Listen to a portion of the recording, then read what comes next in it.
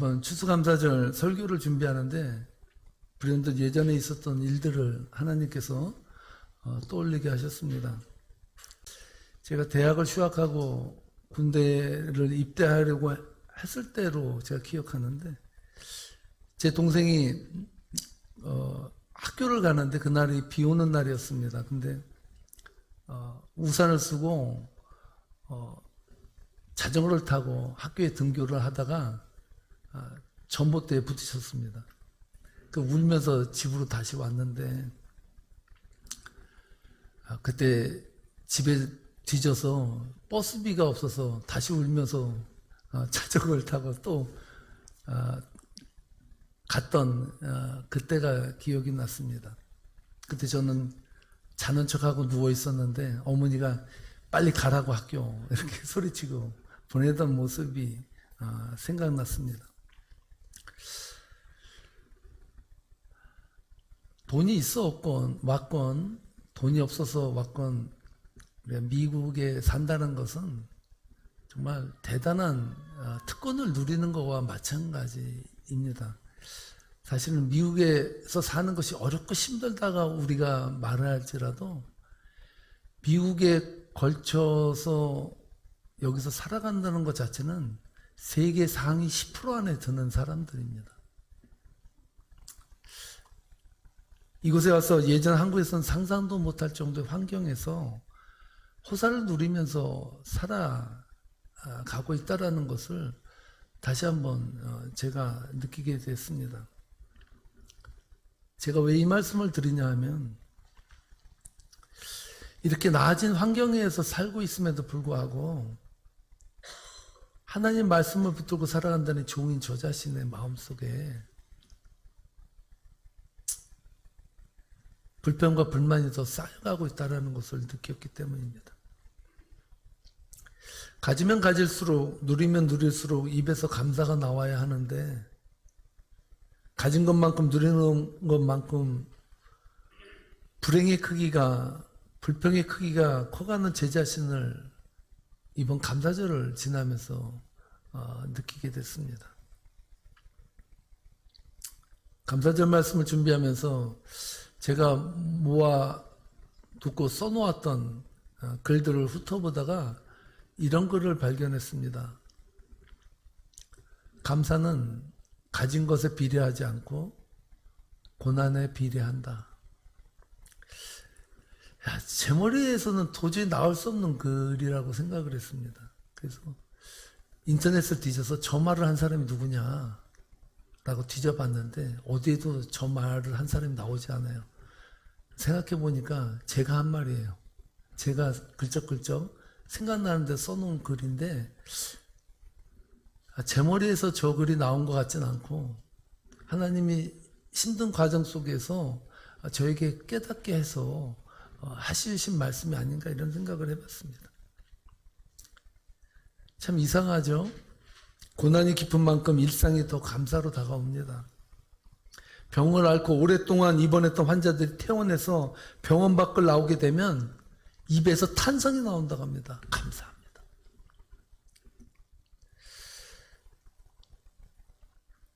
자녀들이 많은 가난한 집 부모가 세탁기가 고장이 났습니다. 새거로 사기에는 재정이 넉넉지 않아서 벼룩시장에 중고로 나온 세탁기를 검색하다가 마침 중고 세탁기가 나왔습니다. 판매자의 집을 갔더니 대골 같은 집이었습니다. 세탁기를 꺼내러 들어가서 집주인과 이야기를 하던 중에, 저희 아이들은 얼마나 극성인지 세탁기가 남아나지를 않습니다. 매일같이 세탁을 해야 되고, 신발을 사주어도 몇 달을 신으면 다 닳아서 또 사야 되는 아주 그냥 골치 아픈 자식들을 데리고 살고 있습니다. 이렇게 말을 했습니다. 이 말을 들은 판매자의 부인이 울면서 방으로 들어가 버렸습니다. 무척 당황스러운 사태가 벌어진 것입니다. 주인 남자가 세탁기를 사러 온 그 남자에게, 죄송합니다. 제 아이는 지금 초등학교에 다니는데 한 번도 신발을 신어보지 못했습니다. 제 아내 소원이 제 아이에게 신발을 신겨서 걸어보게 하는 것이 제 아내의 평생 소원이었습니다. 오늘 당신의 아이들이 뛰어놀아서 신발이 닳아서 너무나도 돈 되기 힘들다고 불평하는 그 말에 우리 아내가 울컥해서 들어간 것 같습니다. 이렇게 말했다고요. 아무 생각 없이 말한 자신이 오히려 미안하다고 말씀을 드리고 집을 나오는데 신발이 닳을 정도로 뛰어다니는 자식들이 그렇게 감사하게 느껴지더라는 것입니다. 한국 사람들이 자주 사용하는 단어 중에 하나가 죽겠네라는 단어라고 합니다. 한국 사람들은 얼마나 죽을 지경인지 힘들어도 죽겠다고 말하고요. 좋아도 죽겠다라고 말합니다. 힘들어서 죽겠다라고 말하는데 좋아 죽겠네, 좋아 죽겠네 하는 거예요. 좋아도 죽고 싫어도 죽고 힘들어도 죽고.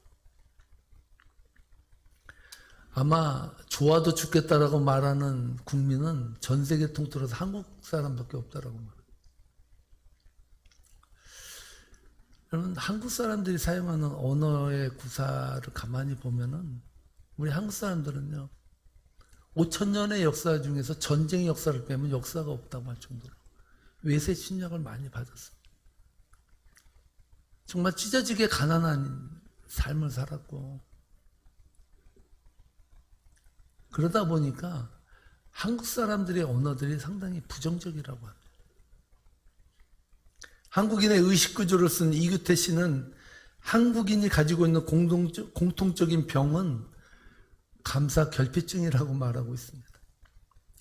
가게에서 물건을 사면 가게 주인이 감사합니다라고 말을 해야 되는데 대개 보면 이렇게 말한다고 합니다. 또 오세요? 이렇게 말한다는 거예요. 또 와서 팔아달라는 거예요. 얼마나 이기적이냐 이렇게 말을 하고 있습니다. 감사하다는 말을 하면 왠지 빚을 갚아야 한다는 마음이 들기도 합니다. 괜히 내가 감사하다고 말하면 다음에 또 뭘 해줘야 되는 거 아니야? 이런 생각이 있다는 거예요. 그래서 웬만한 것에는 감사하다는 말을 안 한다는 거예요. 그렇게 꼬집고 있습니다. 박웅현이 쓴 책은 도끼다에 보니까요. 사람들이 사는 거 정말 힘들다. 고생이야. 왜 이렇게 힘들지 모르겠어. 라고 내뱉는 그 말이 실제로 자신이 생각하는 마음 표현이 아니라고 말합니다. 만약에 사는 거 힘들고 죽겠다라고 생각하고 말을 내뱉은 대로 생각한다면 죽음이 눈앞에 왔을 때 안도해야 합니다. 야, 이제 드디어 죽는구나. 땡큐. 이래야 되는데 사람들은요, 힘들어 죽겠다, 못 살겠다 하도요, 막상 임종이 임박해지면요, 살고 싶은 욕구가 올라온다는 거예요. 살고 싶다. 사는 게 힘들다고 불평하던 사람들이 시한부 선고를 받는 순간 삶의 애착을 느낀다는 것입니다. 그는 말합니다. 삶이 그렇게 힘들다고 하면서 실상은 죽음을 반기지 않는 건 삶의 문제가 아니라 삶을 바라보는 태도의 문제가 아니냐. 우리 입에서 불평과 불만이 늘어지게 나오는 건 그래도 아직 살만하기 때문이다. 정말 죽을 맛이면 불평도 안 나온다. 알랭드 보통에 의하면 마르셀 프루스트가 쓴 잃어버린 시간을 찾아서의 의미는 우리가 불평불만을 늘어놓으면서 시간을 잃어버리고 살고 있다는 것이라는 것을 말하고 있습니다. 죽지 못해 산다면서 평생을 놓치고 있으니까 삶을 낭비하지 말고 삶에 대해 감사하며 현재의 순간을 모두 사랑하라는 것이 프루스트가 잃어버린 시간을 찾아서에서의 서를 통해서 말하고자 하는 메시지라고 합니다.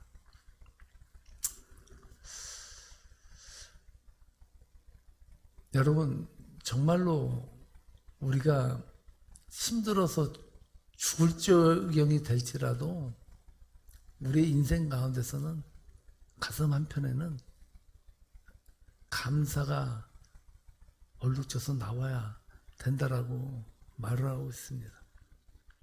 오늘 성도님들과 함께 묵상하길 원하는 추수감사절 올해의 화두는, 말씀의 화두는 흘림입니다. 흘림. 흘림을 다르게 표현하면 나눔입니다.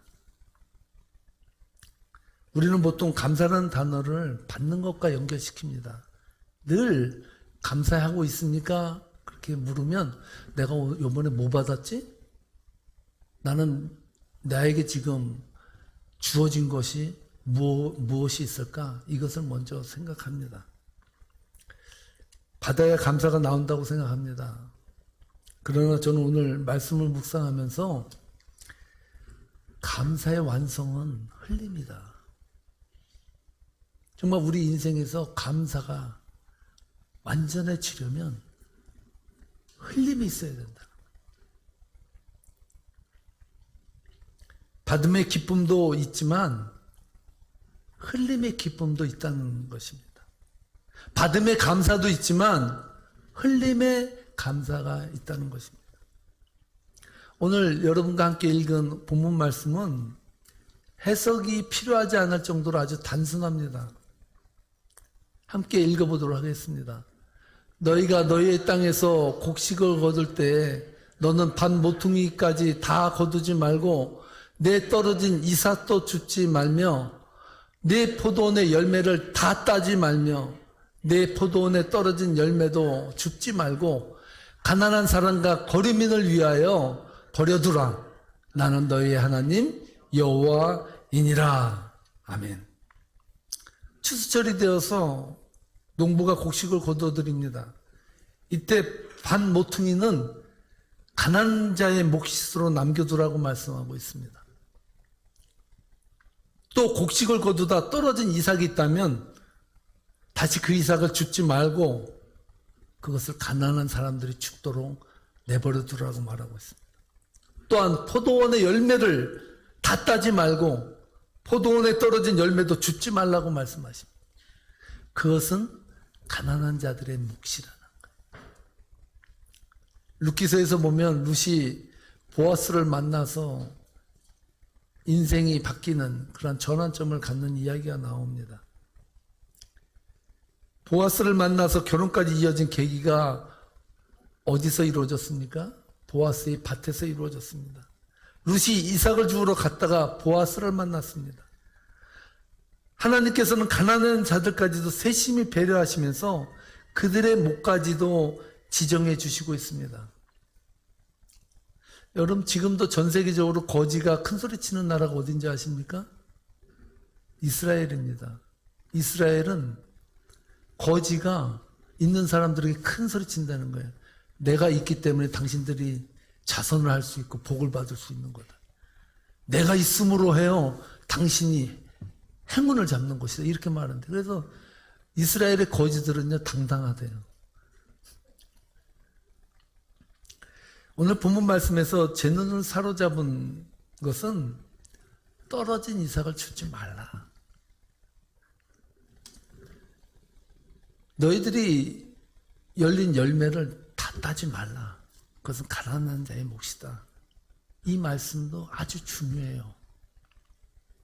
그런데 제가 은혜를 받은 것은 그 다음 절입니다. 바로 10절 말씀인데요. 이렇게 말씀을 해요. 함께 읽겠습니다.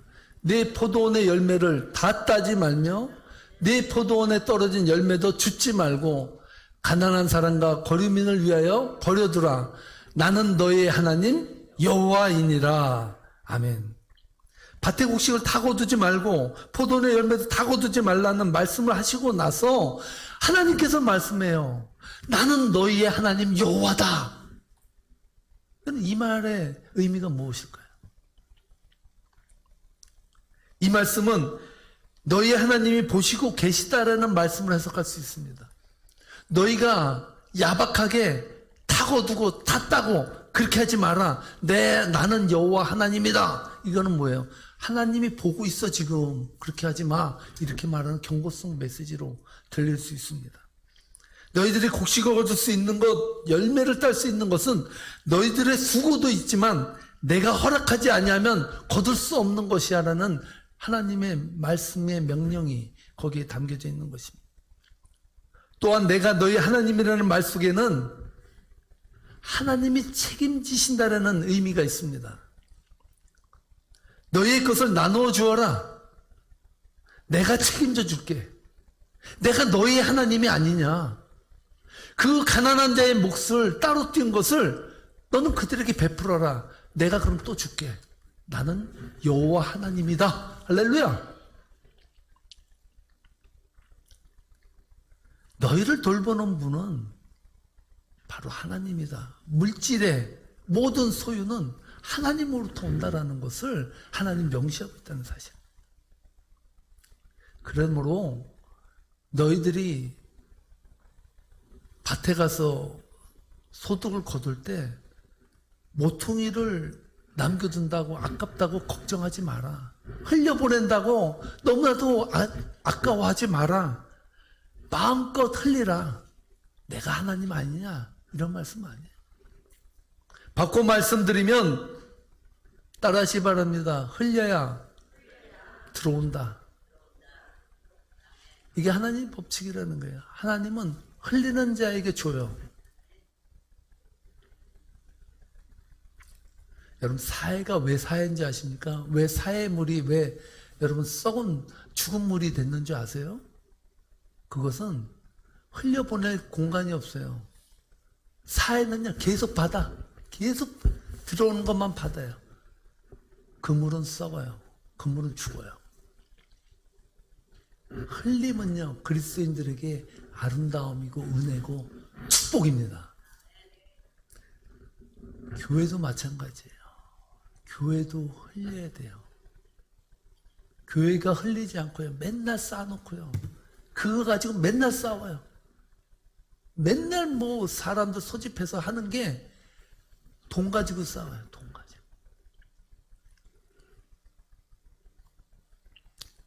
여러분 남에게 인색하고 돈 따지고 이익을 따지며 살아가는 사람들은 많이 벌고 잘 살 것 같지만요 거기에는 행복이 없어요. 하나님께서 주시는 진짜 복은 누리지 못합니다. 요즘 한국을 방문한 사우디아라비아 왕세자 무함마드 빈 살민 때문에 한국이 떠들썩했어요. 그가 한국에 와서 치료한 시간이 20시간밖에 안 돼요. 그런데도요 한국의 10대 재벌 중에 8명이요 만수르가 아니라 누굽니까? 빈 살민이 야 내가 내일 가는데 니들 올 수 있는 사람 와 그랬는데요 모든 일정을 다 제쳐두고 이 빈 살만을 만나려고요 8명이 하루 전에 만나자는 약속을 했는데 다 참석했다는 거예요. 그래서 50조를 계약을 따냈다는 말 하지 않습니까? 빈 살만이 얼마나 돈이 많은지요. 한국의 사람들이 만수르가 제일 돈이 많다는 말을 합니다. 만수르. 한국 사람들은 만수르가 세상에서 제일 돈이 많다고 생각하는데요. 만수르보다요 이 빈 살만이 10배가 더 많대 돈이. 그래서 빈살만을 일컬어서 10만 수루라고 합니다. 10만 수루. 그렇게 엄청나게 돈이 많아요. 돈이 얼마나 많은지 2,000조가 넘는다고 합니다. 감이 안 와요. 조가 대체 얼마인지. 1억을 여러분 평생 세도 못 센다고 하는데 2,000조래 2,000조. 감이 잘 안 올 거예요. 한국 1년 예산, 정부 예산이 얼마인지 아십니까? 한국 1년 정부 예산이요 639조입니다. 이 빈살만이요 한국 정부를 3년을 먹여 살리고도 남을 정도로 돈이 많아요. 대단한 거 아닙니까? 근데 한국에 20시간밖에 체류하지 않았는데 여러분 그 20시간을 체류하기 위해서요 식기를 구입했는데 식기에 음식 먹는 식자재 식기 그 그릇에 돈으로 지불한 돈이 1억이래 1억. 상상이 갑니까? 제가라도 어디서 만들어가지고 갖다 주고 1억 받고 싶어요. 예? 호텔 전체 400개의 방을 예약했고요. 그가 신은 신발이 회자됐는데 그가 신은 신발이요 2천만 원이 넘는데 2천만 원 한 켤레가 6개월에 걸쳐서 장인의 손을 빌려서 만들어지는 신발이라고. 그 빈살만이 와가지고 보여준 게 구두가 멋있다라는 걸 보여줬다. 김동훈 목사님께서 말씀하셨듯이 이 세상을 살아가는데 5천 명을 먹이는 사람이 있고요. 5천 명분을 먹는 사람이 있다는 거예요. 오늘 감사절을 맞이하면서 여러분은 얼마나 감사하고 사십니까? 감사의 완성은 흘림에 있습니다. 여러분이 진짜 감사를 하기를 원하신다면 여러분이 가진 것에서 흘려보내세요. 흘릴 때 하나님의 역사와 능력이 임한다는 사실.